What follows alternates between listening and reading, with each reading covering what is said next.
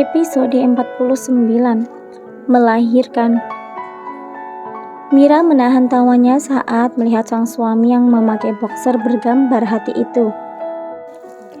Saking paniknya melihat sang istri yang sudah pecah air ketuban, sehingga Kevin tanpa sadar pergi tanpa mengganti pakaian terlebih dahulu. "Suruh James mengambil pakaian ganti untukmu, sayang," ucap Mira. "Ponselku tertinggal di apartemen," ucap Kevin merogoh saku celana boxernya. Kevin melihat sekeliling dan menahan rasa malu, tapi setelah melihat istrinya yang terlihat merintih, menahan sakit, dia langsung mendorong kursi roda, mengacukan semua mata yang melihat ke arahnya. "Aduh, sakit sekali," rintih Mira. Kontraksi itu datang lagi. Dengan cepat Kevin segera membawa istrinya ke ruang perawatan khusus. "Cepat periksa istri saya," teriak Kevin pada semua dokter dan perawat yang ada di ruangan itu. Dengan cepat para perawat langsung membaringkan Mira ke ranjang pasien. Dokter pun memeriksa Mira yang sudah terlihat pucat dan keringat bercucuran. "Masih dalam tahap pembukaan kedua, jadi kita harus membutuhkan pembukaan 10 dulu untuk kelahiran normal. Tapi kalau ingin operasi sesar, kita bisa segera mempersiapkan," ucap dokter wanita itu. "Aku mau melahirkan normal, sayang," ucap Mira pada suaminya. "Apa tidak masalah untukmu, sayang? Harus menahan rasa sakit selama menunggu pembukaan lengkap?" tanya Kevin. Pria itu memang telah mempelajari beberapa artikel tentang kondisi wanita hamil atau persiapan persalinan. Jadi dia begitu paham langkah-langkah persalinan normal itu apa saja. "Aku ingin melahirkan normal saja, karena kita bisa merasakan menjadi wanita seutuhnya kalau persalinan lewat jalan itu," jawab Mira. Kevin akhirnya mengalah. Dia pun tidak ingin berdebat dengan istrinya saat ini. Setahu dia, wanita hamil saat mengalami kontraksi itu sangat menyakitkan. Saat ini Mira sudah dipindahkan ke ruang khusus persalinan. Dokter menyarankan bahwa Mira harus sering bergerak atau berjalan-jalan.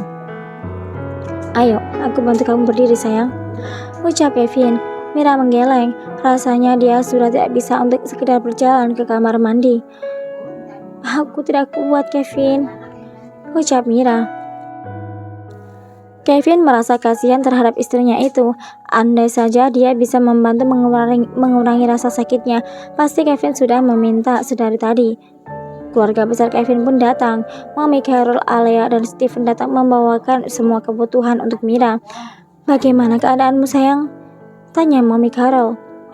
"Masih proses pembukaan kedua, Mom, tapi rasanya Mira sudah sangat lemah," Kevin yang menjawab. "Kenapa tidak operasi sesar saja?"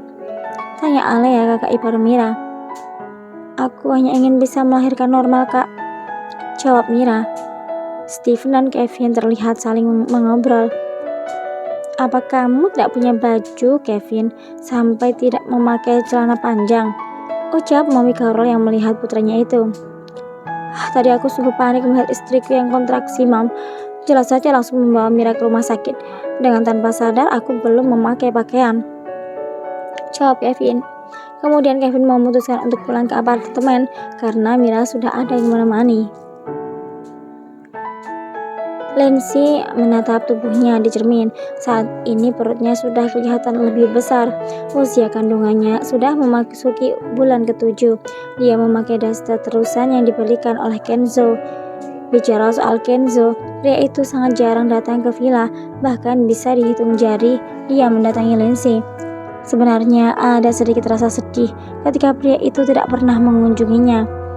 Selama 2 bulan di villa, Lindsay selalu ditemani oleh Ines, wanita yang mengaku seorang pelayan tapi tidak bisa memasak itu. "Apa aku terlalu berharap banyak? Menginginkan Kenzo selalu berada di sampingku," gumam Lindsay masih menatap cermin. "Ya, aku memang bukan siapa-siapa dia. Aku hanya seorang wanita penuh dusta yang mengandung benihnya. Ada rasa yang tidak bisa dijabarkan, mungkin faktor kehamilannya saja." Lindsay begitu merindukan sosok Kenzo. Sedang apa pria itu sekarang? Lindsay membalikkan badannya dan berjalan menuju ranjang. Malam sudah semakin larut. Dia pun memutuskan untuk merebahkan dirinya di ranjang, berusaha menutup matanya agar cepat terlelap. Ingin rasanya pada saat dia tidur ada yang membelai perutnya. Tapi itu tidak mungkin dan tidak akan pernah terjadi. Lindsay tahu itu. Sedangkan di sebuah bar, Kenzo bersama wanita cantik di sampingnya sedang minum bersama. Aku dengar istri Bruce Kevin sudah di rumah sakit dan akan segera melahirkan, ucap wanita itu. Tadi James menelpon dan memberitahuku kalau Nona Mira sedang mengalami kontraksi, jawab Kenzo mengambil gelas berisi wine itu. Istri bos memang hebat, bisa membuat suaminya begitu menyayanginya. Aku ingin tahu rahasia apa yang dipakai oleh Nona Mira. Sudahlah Jen, jangan membicarakan orang lain, ucap Kenzo meneguk gelas yang dibawanya tadi. Ken, apa kamu tidak ingin menikah? Tanya wanita bernama Jennifer itu. Dia adalah salah satu pegawai Kevin di perusahaannya. Aku belum memiliki pasangan. Dengan siapa aku akan menikah? Jawab Kenzo terkekeh. Jennifer memandang pria tampan di depannya itu. Apa tidak ada wanita yang kamu sukai, Ken? Kenzo menatap gelas kosong itu dengan pandangan datar. Cinta. Kenzo hanya mencintai Mira, wanita yang tidak bisa dia miliki. Entahlah, aku belum menemukan wanita yang bisa masuk ke dalam hatiku, jawab Kenzo. Jennifer terus saja memandang Kenzo dengan tatapan yang sulit diartikan. Aduh, kepalaku sakit, seru Jennifer. Ada apa, Jen? Tiba-tiba kepalaku sakit sekali. Ken, bisakah kamu mengantarku pulang? Tanya Jennifer memegang kepalanya. Kenzo yang merasa kasihan itu pun akhirnya memutuskan untuk mengantarkan teman wanitanya itu. Ya, Jennifer memang dekat dengan Kenzo di kantor. Mereka sering menghabiskan waktu bersama sebelum pulang ke rumah.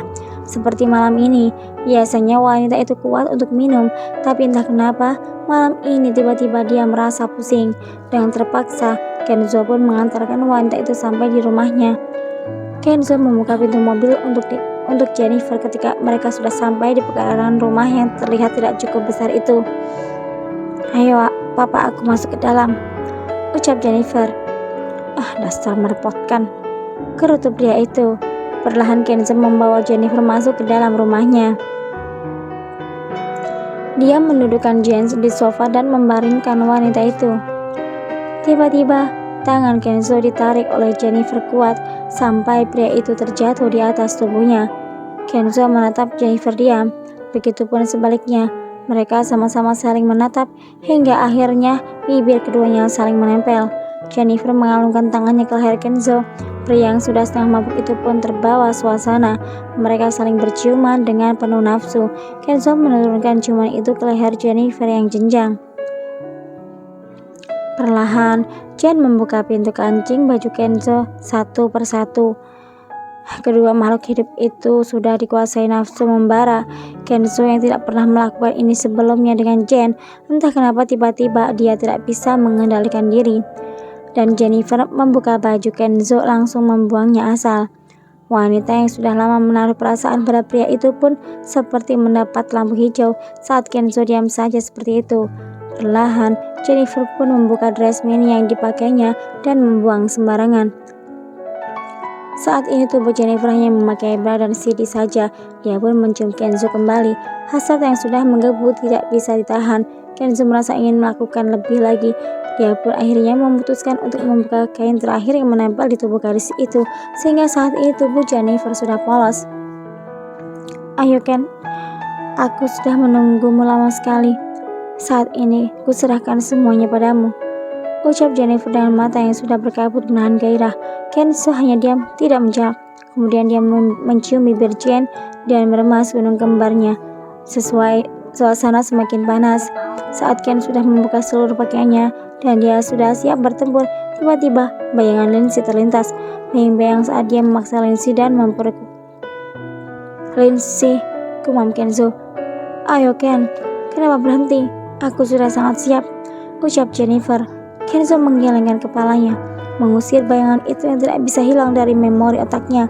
Akhirnya Kenzo menyerah. Dia pun beranjak bangun dari atas tubuh Jennifer dan memakai pakaiannya kembali. Maaf Jen, ada sesuatu yang harus aku lakukan, ucap Kenzo pergi meninggalkan wanita yang masih polos tanpa pakaian itu. Kenzo, ada apa denganmu? Apakah tubuhku tidak cukup seksi untuk membuatmu bersimpuh padaku? Gumam Jennifer meremas rambutnya. Bersambung.